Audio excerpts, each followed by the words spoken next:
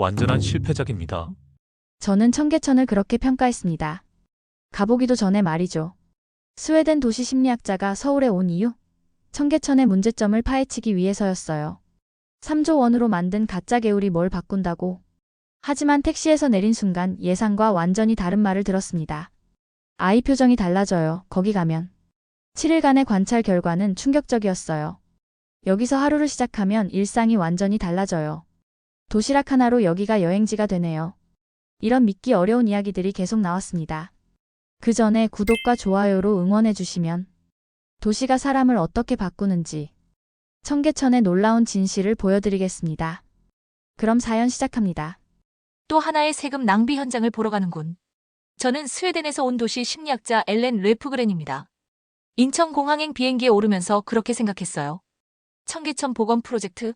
3조 원을 들여서 만든 인공개울이라니 정말 이해할 수 없었습니다. 동료들과 점심을 먹으면서 한국행을 결정했던 순간이 기억나네요. 엘렌, 서울의 청계천 사례 알아? 완전 대박이라던데. 헛소리 하지 마. 사진 봤는데 그냥 콘크리트에 물 흘려보내는 거잖아. 그래도 직접 가보면 다르지 않을까? 한국에 가봐야 진짜 문제점을 찾을 수 있겠네. 그렇게 시작된 서울행이었어요. 유럽에서는 도시재생이 주민들과 함께 천천히 이루어지는데 아시아는 정부 주도로 빨리빨리 해치우려 하잖아요. 청계천도 그런 식일 거라고 확신했습니다. 인천공항에 도착해서 택시를 타는데 기사 아저씨가 신기하게 말을 걸어왔어요. 어디서 오셨어요? 스웨덴에서 왔어요. 오, 스웨덴. 청계천 구경 오셨나요? 벌써 청계천 얘기가 나오네요. 네, 연구 때문에 왔어요. 아, 그러시구나. 저도 아이랑 가끔 가는데 솔직히 주차하기 진짜 힘들어요. 현실적인 불만이 먼저 나오더군요. 역시 예상대로입니다. 그럼 왜 굳이 가시나요? 그래도 아이가 좋아해요. 물고기도 보고 물소리도 들으면서 도심에서 이런 걸 경험할 수 있으니까요. 기사 아저씨의 목소리에 뭔가 진심이 느껴졌어요. 매일 가시는 건 아니겠죠? 아니요, 가끔이요. 근데 갔다 오면 아이 표정이 달라져요. 더 밝아진달까요? 집에 가서도 그날 본 물고기 얘기를 계속해요. 이건 예상하지 못한 반응이었습니다. 호텔로 가는 길에 창문 너머로 보이는 서울은 복잡했어요. 높은 건물들과 교통체증, 그 사이로 보이는 공사 현장들. 전형적인 아시아 대도시의 모습이었죠. 하지만 기사 아저씨 말이 계속 머릿속에 맴돌았어요. 아이 표정이 달라진다고. 혹시 청계천이 정말 좋은 곳인가요? 호기심이 생겨서 물어봤습니다. 글쎄요, 좋다 나쁘다는 사람마다 다르겠지만 확실한 건 사람들이 많이 간다는 거예요. 특히 가족들이요. 택시에서 내리면서 묘한 기분이 들었어요. 비판하려고 온 건데 벌써 흔들리고 있다니. 하지만 연구자로서 객관적 시각을 유지해야죠. 내일 아침 일찍 가서 진짜 문제점들을 찾아보겠습니다. 주차 문제는 이미 확인했으니 다른 불편한 점들도 분명 있을 거예요. 다음 날 새벽 6시 호텔에서 나와 청계천으로 향했습니다. 이른 시간이니 한산할 거라 생각했는데 예상과 완전히 달랐어요. 벌써 조깅하는 사람들이 있고 벤치에 앉아 책을 읽는 중년 남성도 보였습니다. 어떤 사람은 물가에 서서 멍하니 물을 바라보고 있더군요. 한 조깅하는 아저씨를 붙잡고 물어봤어요. 이렇게 일찍부터 운동하시는군요. 그런데 대답이 의외였습니다. 운동만 하는 게 아니에요. 중간중간 멈춰서서 생각도 정리하고 명상도 해요. 집에선 아내가 시끄럽거든요. 마지막 말에 웃음이 나왔지만 진짜 이유는 따로 있어 보였어요. 여기선 마음이 차분해져요. 회사 가기 전에 준비하는 시간 같달까요? 물가에서 팔을 뻗고 심호흡하는 중년 여성을 보았습니다. 다가가서 이야기를 들어봤어요. 매일 이렇게 나오세요? 네, 벌써 2년째예요. 처음엔 단순히 운동하려고 왔는데 지금은 다르죠.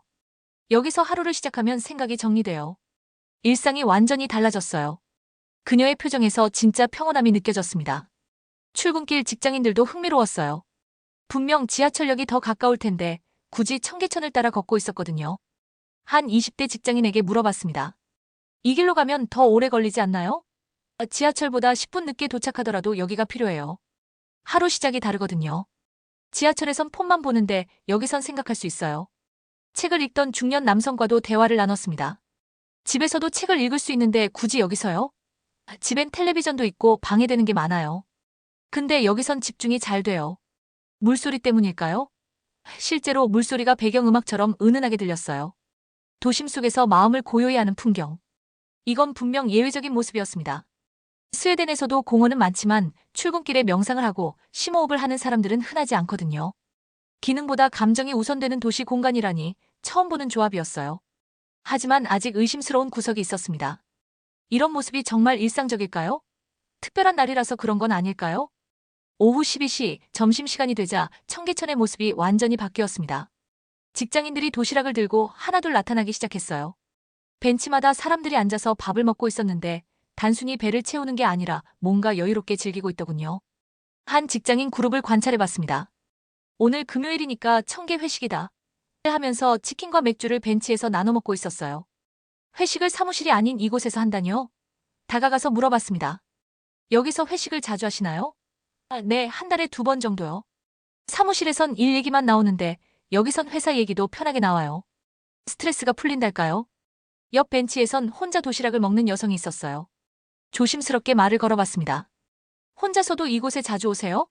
매일 와요. 사무실 근처 식당들은 다 시끄럽고 바쁘거든요. 근데 여기선 천천히 먹을 수 있어요. 도시락 하나로 여기가 여행지가 되네요. 그녀가 웃으면서 하는 말이 인상적이었습니다. 음악을 들으며 샌드위치를 먹는 20대 남성과도 이야기했어요. 점심 먹으러 굳이 여기까지 오시는 이유가 있나요? 식사보다 분위기가 중요해요, 여기선.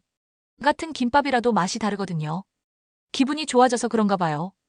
책을 읽으면서 커피를 마시는 직장인도 있었고, 연인끼리 와서 조용히 대화를 나누는 커플들도 보였습니다. 모두의 표정이 사무실에 있을 때와는 확연히 달랐어요. 긴장이 풀어지고 여유로워 보였습니다. 한 중년 남성은 매일 이곳에서 점심을 먹는다고 했어요. 처음엔 그냥 벤치가 있어서 앉았는데 지금은 습관이 됐어요. 오후 업무 효율이 확실히 달라져요. 머리가 맑아진달까요? 이건 점심시간이 아니라 도시 속 일탈이었습니다. 회사 근처 벤치가 이렇게 특별할 수 있다니요. 반복적인 일상이 기다려지는 시간으로 변한다는 게 정말 가능한 일인지 의문이 들었어요. 하지만 사람들의 표정만큼은 거짓말하고 있지 않았습니다. 진짜로 편안해 보였거든요. 오후 6시가 되자 청계천으로 향하는 사람들의 발걸음이 부쩍 늘어났습니다. 퇴근 시간인데도 지하철역이 아닌 이곳으로 몰려드는 모습이 신기했어요. 아침에 봤던 사람들과는 또 다른 표정들이었습니다. 피곤해 보이지만 동시에 뭔가 기대하는 듯한 눈빛이었거든요. 한 아버지가 초등학생 아들과 함께 천천히 걸어가고 있었습니다. 아이는 물고기를 보며 신나게 떠들고 아버지는 그런 아이를 바라보며 미소 짓고 있더군요. 매일 이렇게 산책하세요? 주 3회 정도요. 집에 가기 전에 아이와 대화할 시간이 필요해서요. 하루를 마무리하면서 아이와 소통하는 시간이죠. 벤치에 앉아 저녁 도시락을 먹는 가족도 있었어요. 엄마, 아빠, 그리고 중학생쯤 되어 보이는 딸이 함께 앉아 있었습니다. 집에서 먹으면 되는데 굳이 여기서요? 집에 가면 텔레비전 보고 각자 방에 들어가거든요. 근데 여기선 대화가 돼요. 딸아이도 학교 얘기 많이 해줘요. 정장 차림의 직장인 한 명이 혼자 걸어가고 있어서 말을 걸어봤습니다. 퇴근길에 굳이 이 길로 가시는 이유가 있나요? 빠른 길이 있긴 하죠. 하지만 이 길을 지나면 집에서도 더 따뜻해져요. 하루 종일 쌓인 스트레스가 여기서 좀 풀리거든요. 그의 어깨가 조금씩 내려가는 게 보였어요. 커플들도 많이 보였습니다. 손을 잡고 천천히 걸으면서 조용한 대화를 나누고 있었어요. 한 커플에게 물어봤습니다. 데이트 코스로 자주 오세요? 네, 일주일에 한두 번은 와요. 카페 가는 것보다 여기가 더 좋아요. 돈도 안 들고 대화도 편하고요. 벤치에 앉아 혼자 음악을 듣고 있는 20대 여성도 있었어요. 혼자 와도 심심하지 않으세요? 전혀요. 오히려 혼자 있을 시간이 필요해서 와요. 직장에선 계속 사람들과 있어야 하거든요. 여기선 진짜 혼자만의 시간을 가질 수 있어요. 이때 깨달았습니다. 정서적 정거장이라고 해야 할까요? 이 도시엔 그런 것이 있었어요. 집으로 바로 가지 않고 하루를 정리하고 마음을 가라앉힐 수 있는 중간 지점 말입니다. 아이의 기억 속에 이런 길이 있다는 게 부러웠어요. 빠른 길보다 나은 길이 있다는 걸 자연스럽게 배우는 아이들이 있다니요. 청계천을 따라 걷다 보니 오래된 백반집 하나가 눈에 들어왔습니다. 간판이 낡았지만 사람들이 꾸준히 드나들고 있더군요. 점심시간이 지났는데도 손님들이 있어서 궁금했어요. 들어가서 백반 한 끼를 주문했습니다. 사장 아주머니가 반찬을 내오면서 말을 걸어왔어요. 외국분이시네요? 청계천 구경 오셨나 봐요. 네, 연구 때문에 왔어요. 이 식당은 언제부터 하셨나요? 벌써 25년 됐어요. 여기가 완전히 바뀌는 걸 다 봤죠. 아주머니가 앉으면서 이야기를 들려줬습니다. 예전엔 공구상들만 오던 곳이었어요. 밥 빨리 먹고 가야 한다고 늘 바빴죠. 근데 지금은 다르거든요. 웃으면서 천천히 와서 이런저런 얘기도 하고 가요. 아주머니 표정이 밝아졌어요. 마침 단골 손님이 들어왔습니다. 정장 차림의 중년 남성이었는데 아주머니와 자연스럽게 인사를 나누더군요. 김 대리님, 오늘도 왔네요. 아, 안녕하세요. 오늘 반찬이 특히 맛있어 보이네요. 김 대리와 이야기를 나눠봤습니다. 여기 자주 오시나 봐요? 일주일에 3번은 와요. 처음엔 그냥 저렴해서 왔는데 지금은 다르죠. 여긴 식사가 아니라 기분을 먹는 곳이에요. 그의 말이 인상적이었어요. 무슨 뜻인지 좀 더 설명해 주세요. 청계천이 생기고 나서 이 동네 분위기가 완전히 바뀌었어요. 예전엔 공장 냄새나고 시끄러웠는데 지금은 물소리도 들리고 공기도 좋아졌거든요. 밥 먹으면서도 마음이 편해져요. 아주머니가 거들었습니다. 맞아요. 손님들 얼굴도 많이 밝아졌어요. 예전엔 다들 찌푸린 얼굴로 와서 무뚝뚝하게 먹고 갔는데 지금은 웃으면서 와요. 청계천 구경 갔다가 들르는 외국인 관광객들도 종종 와요. 김 대리가 식사를 마치면서 말했습니다. 여기선 마음도 같이 배불러져요. 청계천 때문인지 아주머니 때문인지는 모르겠지만요. 그러면서 웃더군요. 식당을 나오면서 생각해봤습니다. 밥 한 끼가 이토록 감정적일 수 있을까요? 상권의 변화가 도시 정서를 바꾼다는 걸 처음 봤습니다. 단순히 물리적 환경만 바뀐 게 아니라 사람들의 마음가짐까지 바뀌었다니요. 25년 동안 이 동네를 지켜본 아주머니의 증언이 가장 설득력 있었어요. 빠르게 먹던 곳에서 천천히 음미하는 장소로 바뀌었다는 것, 그게 가장 중요한 변화인 것 같았습니다. 백반집을 나와 청계천을 따라 더 걸어가다 보니 편의점 하나가 특이하게 보였습니다. 평범한 편의점인데 손님들이 음료수나 간식을 사서 바로 청계천으로 향하더군요. 편의점 사장과 이야기를 나눠보고 싶어서 들어갔어요. 사장 아저씨가 친근하게 맞아주었습니다. 어서 오세요. 외국분이시네요? 네, 청계천 때문에 왔어요. 편의점 운영한 지 오래되셨나요? 여기서 10년 정도 했어요. 청계천 복원 후에 시작했거든요. 손님들이 물건을 사서 청계천으로 가던데 특별한 이유가 있나요? 아, 그거요? 단골 손님들이 음료수나 과자를 사서 청계천에서 먹어요. 특히 저녁 시간엔 거의 매일 그래요. 벤치에 앉아서 간식 먹으면서 쉬는 거죠. 마침 한 할아버지가 들어오셨습니다. 바나나 우유 하나를 집어들고 계산을 하더군요. 사장 아저씨가 웃으면서 말했어요. 오늘도 바나나 우유시네요? 응, 매일 마시는 거야. 청계천에서 마시면 더 달아. 할아버지가 웃으면서 나가셨어요. 저 할아버지는 단골이신가 봐요? 네, 거의 매일 와요. 은퇴하고 나서 매일 청계천 산책하시거든요. 처음엔 그냥 바나나 우유만 사가셨는데 지금은 여러 얘기도 나누고 가세요. 은퇴 후 인생이 바뀌었어요. 청계천 덕에요. 편의점 앞에서 잠깐 기다려보니 정말 신기한 장면들이 펼쳐졌어요. 직장인이 캔커피를 사서 청계천으로 가고 학생이 아이스크림을 사서 물가로 향하고 연인이 함께 음료수를 사서 벤치로 걸어가더군요. 사장 아저씨가 계속 설명해줬습니다. 계절마다 잘 팔리는 상품도 달라져요. 여름엔 시원한 음료수, 겨울엔 따뜻한 음료나 호빵 같은 거요. 청계천에서 먹기 좋은 걸로 구색을 맞춰놨어요. 상품 구성까지 바꾸신 거네요? 네, 청계천이 있으니까 가능한 일이죠. 물건보다 분위기를 사러 오는 손님들이 많아요. 같은 음료수라도 집에서 마시는 것과 청계천에서 마시는 건 기분이 다르다고 하거든요. 20대 커플이 들어와서 아이스크림 2개를 샀습니다. 나가면서 하는 말이 들렸어요. 오늘도 우리 자리에 앉아서 먹자. 자리라는 표현이 재밌었어요. 편의점이 이웃이 되는 순간을 봤습니다. 단순히 물건을 파는 곳이 아니라 지역 커뮤니티 역할을 하고 있었어요. 도시가 계절을 먹고 마신다는 말이 이해됐습니다. 청계천이라는 공간이 있어서 가능한 일들이었죠. 편의점 사장조차 이 변화의 일부가 되어 있었다니 생각보다 훨씬 깊은 변화가 일어나고 있는 것 같았어요. 청계천 근처를 걸어다니다가 한의원 간판이 보여서 들어갔습니다. 혹시 청계천과 관련된 흥미로운 이야기가 있을까 싶어서요. 한의사 선생님이 진료를 마치고 상담실에서 이야기를 들려주셨어요. 청계천 복원 이후 환자들에게 변화가 있으셨나요? 네, 확실히 있었어요. 특히 불면증, 소화불량, 두통으로 오시는 분들이 눈에 띄게 줄었습니다. 처음엔 우연인 줄 알았는데 계속 관찰해보니 청계천과 관련이 있더라고요. 구체적인 사례를 들려달라고 했습니다. 한 환자분은 만성 불면증으로 3년 동안 고생하셨어요. 약도 별로 효과가 없었는데 청계천 걷기를 권했더니 한 달 만에 수면 패턴이 정상화됐어요. 지금도 매일 저녁 산책하신다고 하시네요. 정말 걷기만으로도 그런 효과가 있나요? 한의학에서는 심신일체라고 하죠. 마음이 편해지면 몸도 따라 좋아져요. 청계천은 물소리, 바람, 초록빛이 어우러져서 기의 흐름을 회복시키는 역할을 하는 것 같아요. 마침 진료를 받던 환자분이 나오면서 인사를 하더군요. 선생님, 다음 주에 뵐게요. 한의사 선생님이 저를 소개해 주셨고 그 환자분과도 잠깐 이야기를 나눴습니다. 여기 오래 다니셨나요? 2년 정도 됐어요. 처음엔 소화불량 때문에 왔는데 지금은 거의 괜찮아졌어요. 어떤 치료를 받으셨나요? 한약도 먹었지만 가장 큰 도움이 된 건 청계천 걷기였어요. 선생님이 권하셔서 시작했는데 요즘은 바로 잠들어요. 한의사 선생님이 더 자세히 설명해 주셨어요. 도시 스트레스가 대부분 질병의 원인이거든요. 청계천은 그 스트레스를 자연스럽게 해소해주는 역할을 해요. 인공적으로 만든 공간이지만 자연의 치유력을 갖고 있다고 봅니다. 의학적으로도 효과가 입증되나요?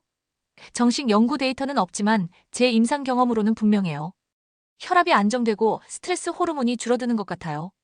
환자들 표정만 봐도 알 수 있거든요. 또 다른 환자분이 들어오면서 하는 말이 들렸어요. 선생님, 청계천 산책 덕분에 두통이 거의 없어졌어요. 한의사 선생님이 웃으면서 말했습니다. 이곳은 도시가 아니라 약입니다. 걷는 것만으로 병이 낫는다니 신기하죠? 의학적 설득력까지 있는 도시 복원이라니요. 청계천은 흐르는 처방전이었습니다. 한의학의 관점에서 본 도시 치유 공간이라는 개념이 정말 흥미로웠어요. 유럽에서는 의료진이 도시 공간을 치료의 일부로 생각하는 경우가 드문데 여기서는 그게 자연스럽게 이루어지고 있었습니다. 서울에서의 마지막 날이 왔습니다. 새벽 6시 다시 청계천으로 향했어요. 처음 왔을 때와는 완전히 다른 마음으로 걸었습니다. 같은 풍경인데 전혀 다르게 보였거든요.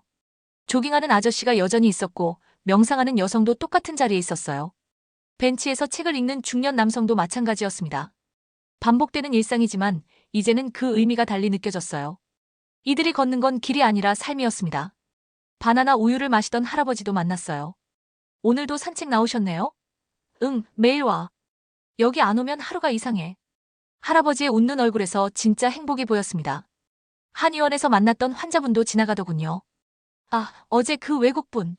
반갑게 인사하면서 말했어요. 오늘도 산책 나왔어요.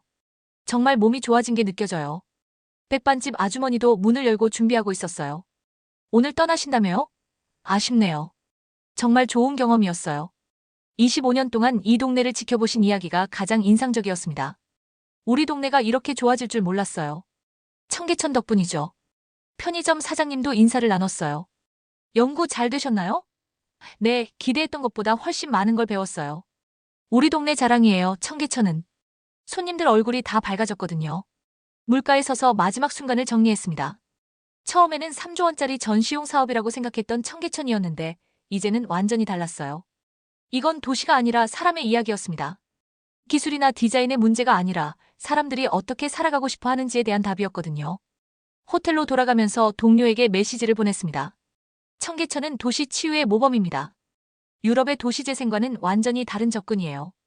주민들이 자연스럽게 찾게 만드는 공간, 그게 핵심인 것 같아요. 학회 발표 제목도 확정했어요. 청계천, 도시의 심장을 되살리다. 처음 계획했던 비판적 발표와는 정반대가 되었지만 이게 진실이었습니다. 공항으로 가는 길에 택시기사가 물어봤어요. 청계천 어떠셨어요? 청계천은 강이 아니라 마음의 길이었습니다. 기사 아저씨가 웃으면서 말했어요. 맞아요. 그래서 우리가 자주 가는 거예요.